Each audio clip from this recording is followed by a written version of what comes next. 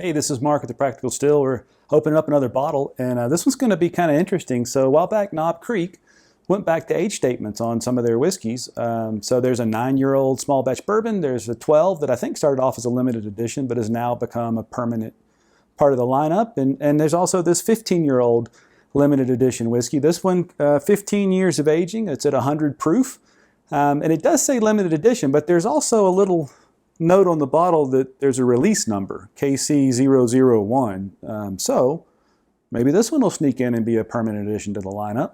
Not without its controversy. Some people think that at only 100 proof and at a $100 standard suggested retail price, that's a little out there, given you can find some pretty well-aged 10, 12, 13, 14, even 15-year-old Knob Creek store picks for about half that, or a little more than half that.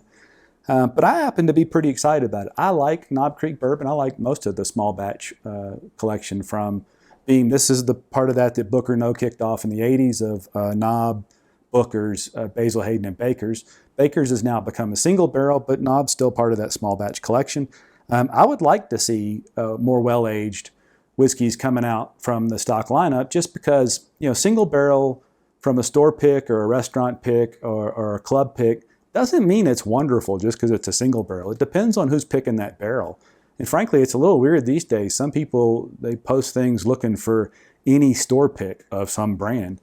It's a crapshoot. So maybe that person wasn't good at picking. Maybe they didn't realize that the samples they got sent were 3 barrels nobody else wanted. So it's not a given that a store pick or a private barrel pick is going to be any better. It seems to me that Fred Noe and his son Freddie probably know where the good whiskey is. They can probably come up with some number of barrels to craft something like this. So frankly, I'm excited to try it. And for the record, it's going to be my birthday bottle. Tomorrow's my birthday. So we're going to open this guy up. And I never want to miss a chance to talk about bottle wax. I hate it. I don't get it. It's stupid. Maybe if I was going to keep this bottle on the shelf for 10 years, it'd help keep the air out of it. But we're about to open it and drink it. And this stuff is a pain to open. I did pre-pull on it a little bit just to make it a little easier. It's a pain to open. Little bits of black wax or red wax or whatever get everywhere. And frankly, I'd just soon not have it. I'd give them $5 extra a bottle if they give me one without the wax on it. That said, let's open it up. See, now that's disappointing. Frankly, it's beneath Jim Beam to use this cork. This is the same stopper, this plastic synthetic stopper that's in this $18 bottle of Old Tub from Jim Beam. And that's bad form, frankly. And it didn't make a good noise, nothing. The whiskey, however, smells delicious.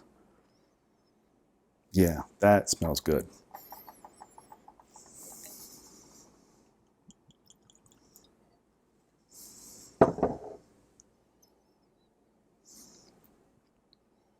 Now I've never had a Knob Creek whiskey I didn't like. So I suspect I'll like this one, but I sure hope I like it more than usual, given the age.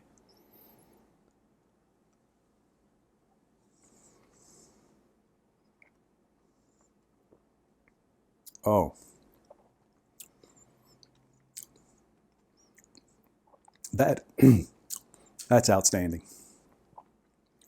Sorry, a little tear in my eye. It's quite tasty. As you would expect with a 15-year-old whiskey, there's loads of oak in there. There's a dryness to the front of that oak, but it sweetens out really quickly. It's a good mouth coater. The feel of it's wonderful. I mean, there's oak all in there, but there's also a floral. There's also there's some citrusy notes and some vanillas and cream. I like that a lot.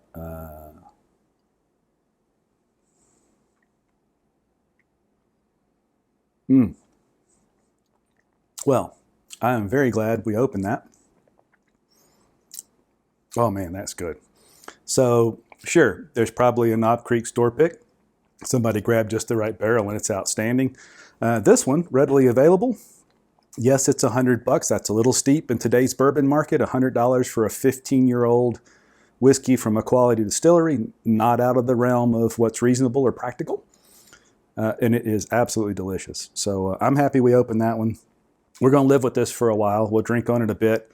We'll go back to the bottle down the road, see if it's changed any, if the opinion stays the same. But if it's this good straight out of the bottle, I'm thinking with a little bit of air on it, it's going to be really good. So I recommend you get one if you have the opportunity and the means. In the meantime, cheers.